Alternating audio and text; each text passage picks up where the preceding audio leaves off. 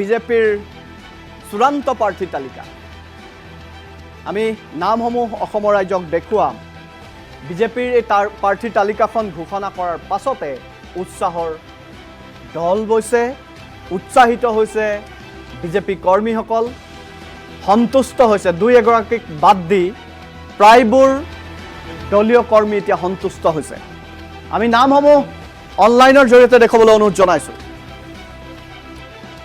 গোলকগঞ্জত অশ্বিনী ৰায় চৰকাৰে টিকট লাভ কৰিছে ধুবুৰীত উত্তম প্ৰসাদে টিকট লাভ কৰিছে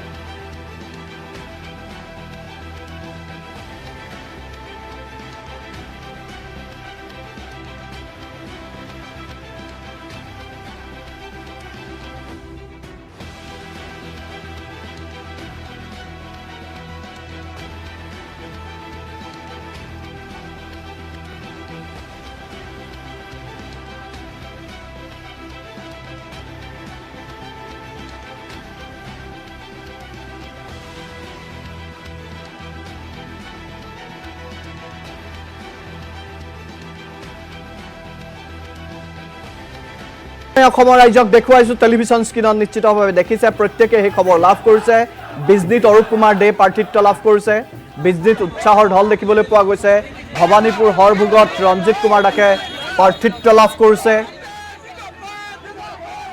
মন্দিয়াত বাদল চন্দ্ৰ আৰ্যই টিকট লাভ কৰিছে সমৰিয়াত জ্যোৎস্না কলিতাই প্ৰাৰ্থিত্ব লাভ কৰিছে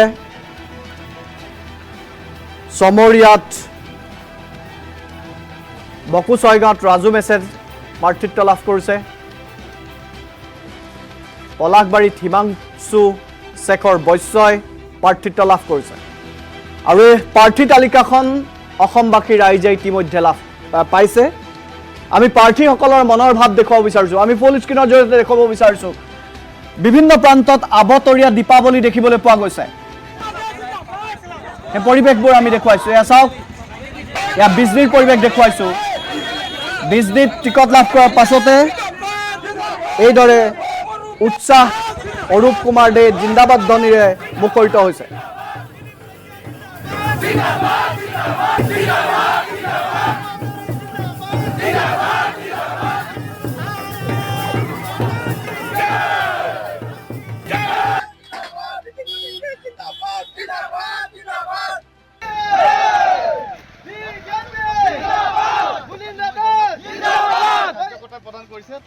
Ranjit Datta! Zindabad! Ranjit Datta! Zindabad!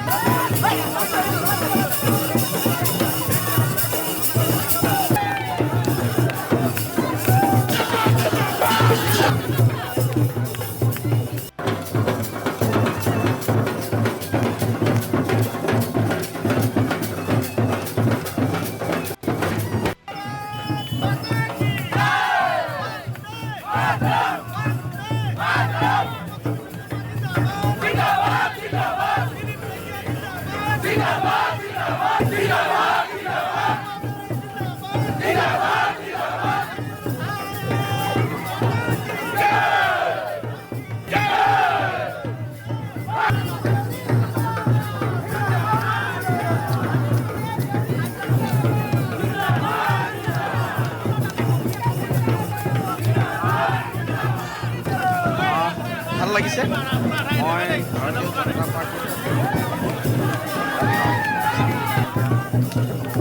গৃহমন্ত্ৰী মাননীয় সংগঠন মন্ত্ৰী মাননীয় মুখ্যমন্ত্ৰী ডাঙৰীয়া মাননীয় সৰ্বানন্দ সোণোৱাল ডাঙৰীয়া মাননীয় ৰাজ্যিক সভাপতি ডাঙৰীয়াকে ধৰি পেলাই সকলোকে মই আন্তৰিক শুভেচ্ছা মই জ্ঞাপন কৰিছোঁ মোৰ দৰে এজন সাধাৰণ কাৰ্যকৰ্তাৰ বাবে আজি নিউ গুৱাহাটীৰ দৰে অত্যন্ত সন্মানিত এটা সমষ্টি মই ভাবোঁ যে আমি হিন্দু ধৰ্মত আমি পূৰ্বজন্মৰ কথা বিশ্বাস কৰোঁ হয়তো কিবা পুণ্য কৰিছিলোঁ নিউ গুৱাহাটীৰ দৰে এটা অত্যন্ত সন্মানীয় সমষ্টিত মোৰ নামটো জড়িত হৈছে মই দলৰ ৰাষ্ট্ৰীয় নেতৃত্বক মই ধন্যবাদ জ্ঞাপন কৰিছোঁ নিউ গুৱাহাটীবাসীৰ ৰাইজক মই এটাই প্ৰতিশ্ৰুতি দিম যে মোক আপোনালোকে সন্তানৰ দৰে আপোনালোকৰ নিজৰ ঘৰৰ ল'ৰাৰ দৰে মোক গ্ৰহণ কৰক আই উইল গিভ 100% 100% দি এজন ল মেকাৰ হিচাপে এজন জনপ্ৰতিনিধি হিচাপে যিখিনি কৰ্তব্য আৰু দায়িত্ব পালন কৰিব লাগে এইখিনি কৰ্তব্য আৰু দায়িত্ব মই সদায় পালন কৰিম। দীপ্ৰৰঞ্জন শৰ্মা মই যেতিয়া মৰিও যাম চামগুৰিবাসী ৰাইজৰ আশীৰ্বাদ মই সদায় মনত ৰাখি যাম। তেওঁলোকে মোক এটা আইডেণ্টিটি দিছে।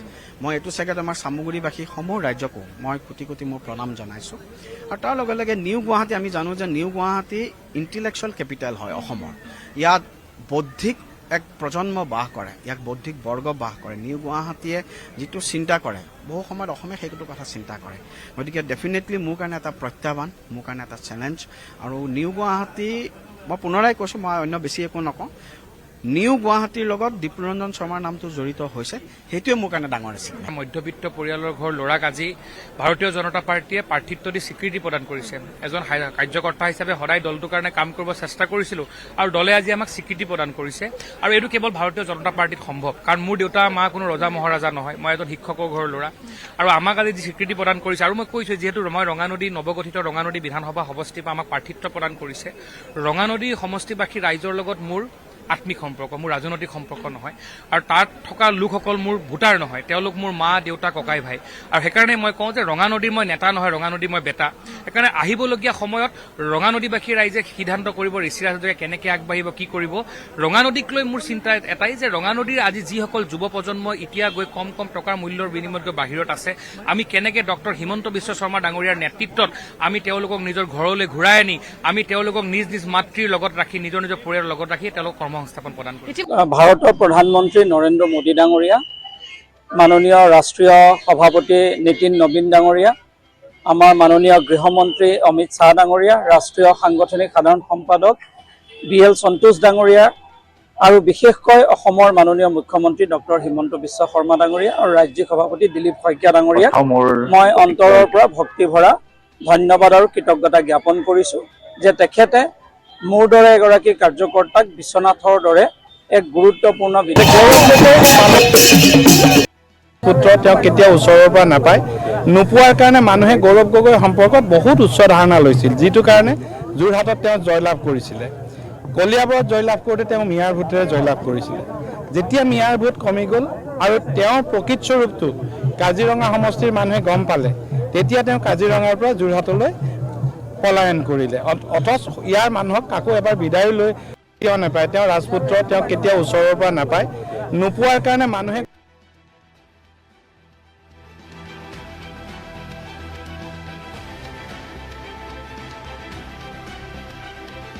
হৈছে বিজেপি কৰ্মীসকল। আমি বিভিন্ন প্ৰান্তৰ পৰিৱেশসমূহ দেখুৱাবলৈ যত্ন কৰিছোঁ। আজি বিজেপিৰ মাজত উচ্চমুখৰ পৰিৱেশ। আমি যদি চাওঁ প্ৰায় 88জন প্ৰাৰ্থীৰ নাম বিজেপিয়ে ঘোষণা কৰিছে। এটা সমষ্টিৰ নাম আৰু ঘোষণা কৰিবলৈ বাকী আছে। সন্ধিয়ালৈ সেই সমষ্টিটোৰ প্ৰাৰ্থীৰ নাম বিজেপিয়ে ঘোষণা কৰিব। মুখ্যমন্ত্ৰীৰ মন্তব্য আহিছে, আমি মুখ্যমন্ত্ৰীৰ মন্তব্য শুনা বিচাৰিছোঁ।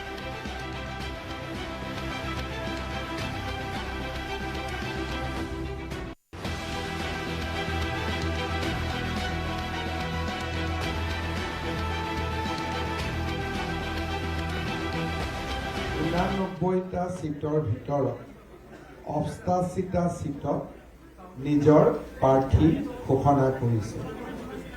চিচিৰ বৰগাঁও সমষ্টিত প্ৰাৰ্থী অহা 2 দিনৰ ভিতৰতে ঘোষণা কৰা হ'ব।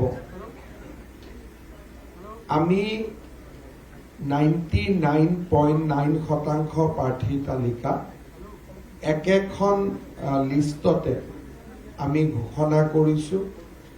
আৰু আপোনালোকে লিষ্টত এইবাৰ দেখিছে যে যুৱ প্ৰজন্মক আমি অগ্ৰাধিকাৰ দিছোঁ। আগতকৈ মহিলাই বেছিকৈ টিকট পাইছে। Schedule tribe, schedule caste, OBC, Koch ৰাজবংশীৰ পৰা আৰম্ভ কৰি নাথ জনগোষ্ঠীলৈ আমি যিমান দূৰ সম্ভৱ হয় প্ৰতিটো জনগোষ্ঠীকে ভাৰতীয় জনতা পাৰ্টীৰ প্ৰাৰ্থীৰ তালিকাত প্ৰতিনিধিত্ব দিবলৈ প্ৰয়াস আৰু প্ৰচেষ্টা কৰিছিলোঁ। আজি আমাৰ তালিকা প্ৰকাশ হয় আৰু প্ৰকাশ হোৱাৰ পিছত আমাৰ যি প্ৰাৰম্ভিক যিটো বাতৰি বা প্ৰাৰম্ভিক যিটো খবৰ, আমাৰ কাৰ্যকৰ্তাসকল এই তালিকাখনক লৈ যথেষ্ট উৎসাহী। আমি সকলোৰে পৰা ইতিবাচক বাৰ্তা পাইছোঁ আৰু মই বিশ্বাস কৰোঁ যে এই তালিকাখনক সাৰথি কৰি ভাৰতীয় জনতা পাৰ্টীয়ে এইবাৰ নিৰ্বাচনত যথেষ্ট সুন্দৰ ফলাফল দেখুৱাবলৈ সক্ষম হ'ব। সমান্তৰালভাৱে অসম গণ পৰিষদ দলত আমি 26খন আসন এৰি দিছিলোঁ। ৰাতিপুৱা গণ পৰিষদ দলৰ সভাপতি আৰু কাৰ্যকৰী সভাপতিৰ লগত মোৰ এখন বৈঠক হৈছিল আৰু তেওঁলোকেও ইতিমধ্যে নিজৰ প্ৰাৰ্থী তালিকা ঘোষণা কৰাৰ পথত আগবাঢ়িছে। মই আশা কৰোঁ টিকটৰ পৰা কেইবাগৰাকী বঞ্চিত হৈছে, তাৰে ভিতৰত দিছপুৰ সমষ্টিৰ বিধায়ক অতুল বৰাও অন্যতম। টিকট বঞ্চিত হোৱাৰ পাছতে সংবাদমেল সম্বোধন কৰিছে অতুল বৰাই। প্ৰদ্যুৎ বৰদলৈক টিকট দিয়াক লৈ ক্ষোভ অতুল বৰাৰ। প্ৰদ্যুৎ বৰদলৈ কয়লাৰ মালিক মাৰ্ঘেৰিটাত সমৰ্থন নকৰাৰ বাবেই নগাঁও পাইছিলহি প্ৰদ্যুৎ বৰদলৈ। এতিয়া নগাঁও এৰি দিছপুৰলৈ আহিব। প্ৰদ্যুৎ বৰদলৈক ভোট নিদিবলৈ আহ্বান অতুল বৰাৰ। মৃগেন শৰণীয়াও মোৰ মেয়ৰৰ চকীখন বিচাৰিছিল, মোৰ পৰা মেয়ৰৰ চকীখন বিচাৰিছিল, ময়ে চকীখন দিছিলোঁ বুলি আজি অতুল বৰাই কৈছে।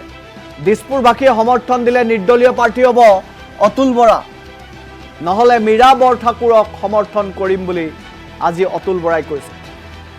গছ গছনি, চৰাই চিৰিকটি, পাহাৰ, হাতী, গড়, ভালুক, সাপ, বেং, মাছ, কাছ সকলোৱে মই টিকট পাম বুলি জানিছিল, কিন্তু মইহে জনা নাছিলোঁ বুলি আজি মন্তব্য কৰিছে অতুল বৰাই। অতুল বৰাই ক্ষোভত ফাটি পৰা দেখিবলৈ পাইছিলোঁ। আজি অতুল বৰাই কি মন্তব্য কৰিছে আমি সেয়া দেখুৱাম, কিন্তু অতুল বৰাই আগতে এবাৰ কৈছিল সাংবাদিকক যে মই টিকট পোৱাটো গছ লতা, চৰাই চিৰিকটি, পাহাৰ, সাপ, বেং, মাছ, কাছ সকলোৱে জানে, মই টিকট পামেই। সেই মন্তব্যটো শুনাই ল'ম, তাৰ পাছতে আজিৰ দিনটোত অতুল বৰাই কি কৈছে সেই মন্তব্য আমি শুনাম। মই ভবা নাই এইবিলাক কথা, কাৰণ এইটো সহজ কথা এটা। মই টিকেট পাম, চবেই বুজি পাব লাগে নিয়মমতে। চৰাই চিৰিকটি, গছ গছনি, হাবি জংঘল, বাঘ ভালুক, কুকুৰ মেকুৰী, গৰু ছাগলী চবেই জানে যে অতুল বৰাই টিকেট পাব। বাকী মানুহে যদি নাজানে মই কি কৰিম, মোৰ উপায় নাই নহয়। Thank you. জানে মই কি ক'ম। অতুল বৰাই কৈছে যে মানুহে যদি নাজানে মই কি ক'ম, কিন্তু অতুল বৰাই জনা নাছিল যে সেই সমষ্টিটো নতুন এগৰাকী কংগ্ৰেছীক অৰ্পণ কৰিব। কালিলৈকে হয়তো দলীয় নেতাকৰ্মীসকলেও জনা নাছিল যে সেই সমষ্টিটো প্ৰদ্যুৎ বৰদলৈৰ বাবে সংৰক্ষিত কৰি ৰখা হৈছে। আগতে এবাৰ ইংগিত দিয়া হৈছিল যে সেই সমষ্টিটোত নতুন প্ৰাৰ্থী আহিব, কিন্তু কোন নতুন প্ৰাৰ্থী আহিব সেই কথা কিন্তু কোনেও ক'ব পৰা নাছিল। নিশাটোৰ ভিতৰতে সমীকৰণ সলনি হ'ল। অতুল বৰাক আঁতৰাই তাত স্থান দিয়া হ'ল প্ৰদ্যুৎ বৰদলৈ। আৰু প্ৰদ্যুৎ বৰদলৈক টিকট দিয়াৰ কথাটো যেতিয়া চৰ্চা হ'ল, ইতিমধ্যে প্ৰত্যেকে গম পাইছে যে দিছপুৰ সমষ্টিটো প্ৰদ্যুৎ বৰদলৈৰ বাবে সংৰক্ষিত কৰা হৈছে, টিকট দিয়া হৈছে প্ৰদ্যুৎ বৰদলৈক। তাৰ পাছতেই আজিৰ দিনটোত ক্ষোভত ফাটি পৰিছে অতুল বৰা। অতুল বৰাই কি মন্তব্য কৰিছে সাংবাদিকৰ আগত, সেই মন্তব্য এই মুহূৰ্তত আগবঢ়াইছে। তিনিবাৰ মাৰ্ঘেৰিটাৰ MLA হৈ কয়লা খনিৰ মালিক হৈ থাকিল। পিছত ভাস্কৰ শৰ্মাৰ লগত দিব নোৱাৰি লাহেকে ভাস্কৰ শৰ্মাক কয়লাৰ দায়িত্ব দি তেওঁ নগাঁৱলৈ আহিল। তেওঁক নগাঁৱত দিবলৈ গৌৰৱ গগৈ আৰু ৰকিবুলৰ মন নাছিলে। তেওঁ কিন্তু দুইটাকে চিটিকাই দিলে, এটা কঠিয়াই দিলে ধুৰিলে, এটা কঠিয়াই দিলে তেওঁ তাত কিয় উঠিল। তাত মুছলমান মানুহ আছে আৰু ৰকিবুল আছে। বন্ধু ৰকিবুলৰ আশীৰ্বাদ লাগিব, নহ'লে মই MP হ'ব নোৱাৰো। ৰকিবুলৰ আশীৰ্বাদ লৈ, মুছলমান মানুহৰ সমৰ্থন লৈ আৰু কিছু হিন্দু মানুহৰ সমৰ্থন লৈ তেওঁ মানে MP হ'ল। যি মানুহে মাৰ্ঘেৰিটাৰ মানুহ গছকি মোহাৰি আহি নগাঁও পালেহি, নগাঁও MP হ'ল আজি 20 মাহ হৈছে। তেওঁ মানুহ নগাঁৱৰ মানুহ ভোটাৰসকলক গছকি চুলি জোকাৰি আহি তেওঁ আহি আকৌ দিছপুৰ সমষ্টিত MLA হ'ল। তেওঁ দিছপুৰ সমষ্টি MLA হৈ এই দিছপুৰ সমষ্টি ভোটাৰক তেওঁ এদিন গছকি নামাৰিব তাৰ লগত কিবা হেৰি আছে নেকি? তেওঁ হেৰি আছে কয়লাখনিৰ মালিক আছিল, কয়লাখনিলৈ গুচি যাওক আগে এতিয়া। নহ'লে তেওঁ আকৌ মইতো বেলতলা কয়লা বেপাৰী পাই 1 টকা মই 85 লোৱা নাই। আনন্দ গান্ধী আহিছিল, তাকো মই খেদিছোঁ। কিন্তু এতিয়াতো কয়লা বেপাৰী ইয়াতে হ'ব, তেওঁ কয়লা খনিৰ মালিক হৈ যাব এতিয়া ক'ত? বেলতলা। গতিকে এইগৰাকী মানুহক মানুহে ভোট দিয়াটো মই কামনা নকৰোঁ। কিয়? তেওঁ বিজেপি হ'লেও কামনা নকৰোঁ, ভোট দিয়াটো কামনা নকৰোঁ। মোক নিদিলে নাই, 2গৰাকী 3গৰাকী প্ৰাৰ্থিত্ব প্ৰত্যাশী আছিল নহয়। তেওঁলোককো কাৰোবাক দিয়া হাতে খুবটো অলপ কম কৰিছে। এজনক লৈ আহিছে শুনক, মই যেতিয়া বিজেপিত জইন কৰিছিলোঁ তেতিয়া মোক বিজেপি মই সঁচা অৰ্থতে বিজেপি জইন কৰিলোঁ, তাত কোনো ভেজাল নাই। তাৰপিছতো বিজেপিলৈ বহুত কংগ্ৰেছ আহিল, তেতিয়াও মই খুব এটা বেজাৰ মনৰে ৰাজনীতি কৰা নাছিলোঁ। কিন্তু প্ৰদূত বৰ্মন অহাৰ লগে লগে মোৰ ধাৰণা হ'ল বিজেপি অফিচ নাই, এতিয়া কোনো নাই, দুটাই কংগ্ৰেছৰ অফিচ। এটা কংগ্ৰেছৰ অফিচৰ মালিক দিলীপ আৰু এটা কংগ্ৰেছৰ মালিক হ'ল গৌৰৱ। কংগ্ৰেছৰ অফিচ মই বিজেপি কৰি ক'ত কৰিম তেতিয়াহ'লে? এটা মালিক দিলীপ শইকীয়া, এটা মালিক কংগ্ৰেছৰ অফিচৰ মালিক ক'ত সেইজন আমাৰ গৌৰৱ গগৈ। আৰু দুইফালে যদি কংগ্ৰেছৰ অফিচ হয় বিজেপি মানুহে ক'লৈ যাব এতিয়া?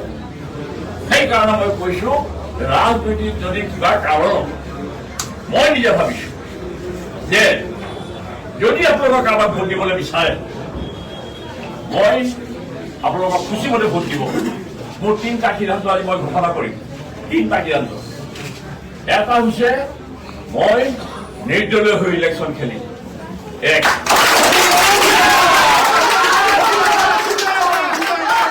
মন্তব্য শুনালো।